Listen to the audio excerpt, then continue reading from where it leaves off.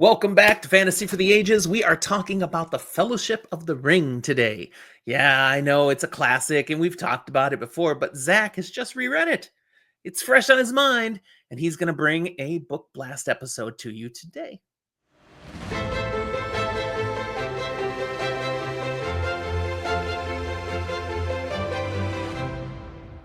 Hi there, welcome to Fantasy for the Ages, the show where father and son sit down and today talk about some of the most classic of fantasy. I'm the son of that equation, Zach. I'm the father, Jim, and thanks for joining us. We think you're going to enjoy what we have for you today. If you haven't read The Fellowship of the Ring, don't know where you've been or what rock you've been hiding under, but just in case, this review Zach is going to share is going to be spoiler light, like our reviews normally are. But we're adding a new twist, and this will be for all of our future book reviews. At the end, there will be a full spoil segment. So we'll make it clear, if you haven't read it, this is the time to leave. But then we're going to talk just a little more detail about the book, where anything goes. So stick around all the way to the end and see if you agree with our thoughts. So let's get into it. The Fellowship of the Ring, first book or two books of The Lord of the Rings by J.R.R. Tolkien. It's old. When did it come out? Do you remember exactly? 1950s. I do not have it in front of me.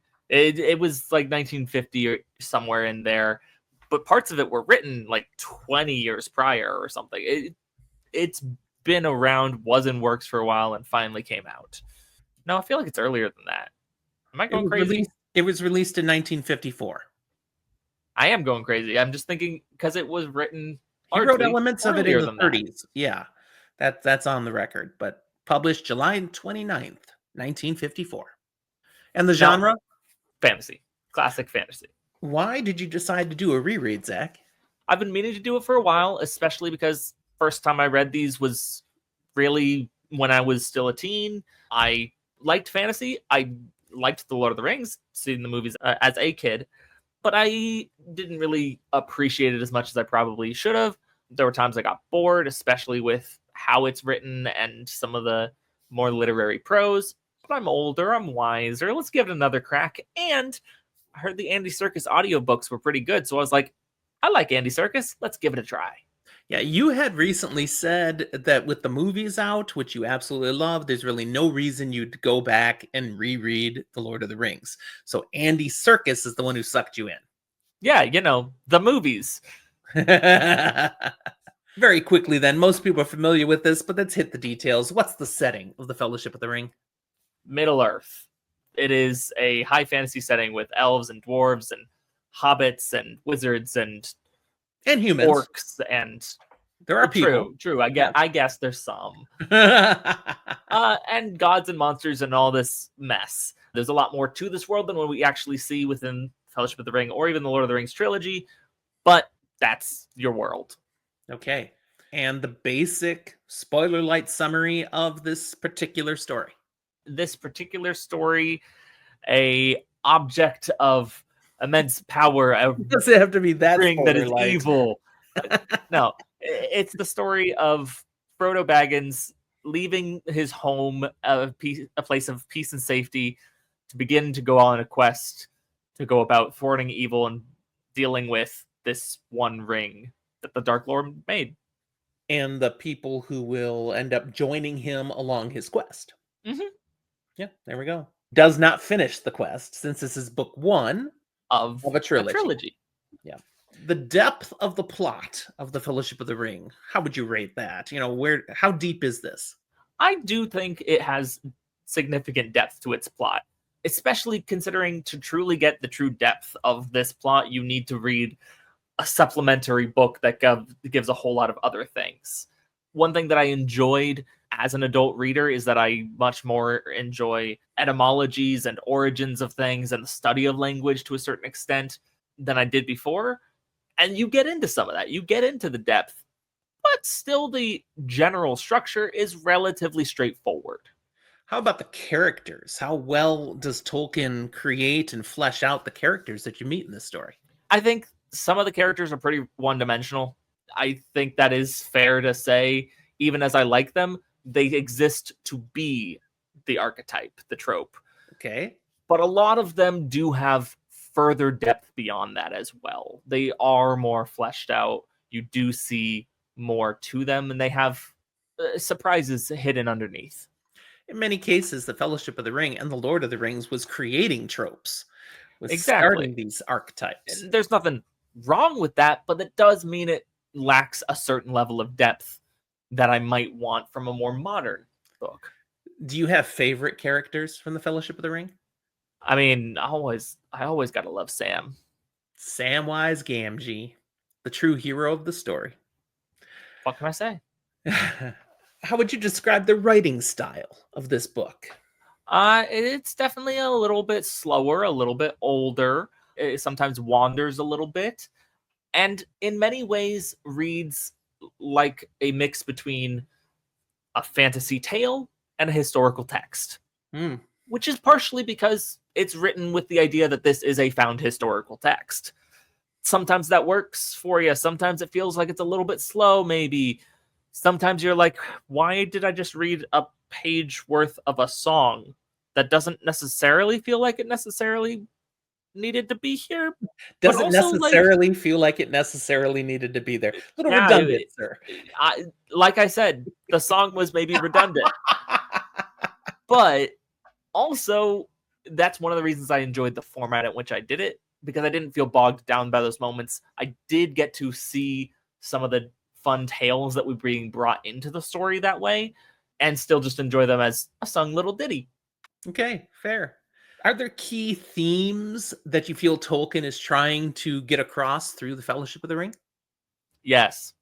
What themes would pop out for you? I won't let you settle for yes. There's some of your classic good versus evil and bravery and good that can still exist in lowly places, unexpected corners of the world, that light can shine through the darkness. Even as far back as this first book, you're seeing that. You're seeing this idea of prophecy and greatness out of smaller means. I also like the theme of the power of friendship. That is really on display amongst that tight group of hobbits. Yeah, I think we continue to see it more actually as we go further past the first book. Mm-hmm. But it does carry pretty good weight near the beginning. Yep. Any warnings you would give someone about the Fellowship of the Ring? Are there triggers here, Zach? No. I mean, like, yes, but not really. There's nothing scary moments. There's some violence. But there's nothing to me that's unsettling in a way that it needs a trigger warning. I think this is pretty approachable in terms of content, while still being an adult book. Would almost get a G rating in terms of TV, not because it's so nice and pretty, but because the way in which it treats those isn't jarring or harsh really ever. 5-point scale. What would you rate the Fellowship of the Ring, and what kind of person would you recommend it to? I think upon my reread, it goes up from where it was. I'm going to give it a solid 4 at this point for me. I think it still is a little older, and some people might find it antiquated. I don't think it is. I think it still does have its place, but you do have to acknowledge it's a slower read than what you're used to. You're seeing the origins of these tropes, so you're not going to be expecting them to do something new with it because they already were doing something new with it. And it is relatively straightforward in that sense. You're not getting a lot of surprise twists. That being said, I do advise, I think most fantasy readers at some point in their career should take a dip into Tolkien. I think you should read at least this first book, probably the trilogy. And if you really love it, go on to read like Silmarillion. I used to say that you should read The Hobbit, and you don't have to necessarily read The Lord of the Rings. I think through this audiobook, through other audiobooks, it has become an approachable enough medium again that it's back to where it can be household and almost be required reading again. Okay, very good. Well, this is where we will tell you, if you haven't read The Fellowship of the Ring yet, you should jump out. We're going to talk without worrying about spoiling for just a few more moments to wrap up the episode. So thanks for being with us. Don't forget to leave your comments down below. We'll talk to you next time. The Spoiler Room.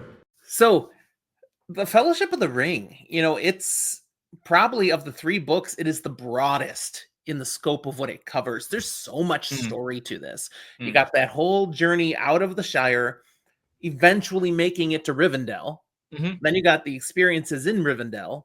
Then you have the whole journey, which gets them all the way to that point where they're into Gondor, and now the party's gonna split up, and Frodo and Sam are going one way. Boromir dies.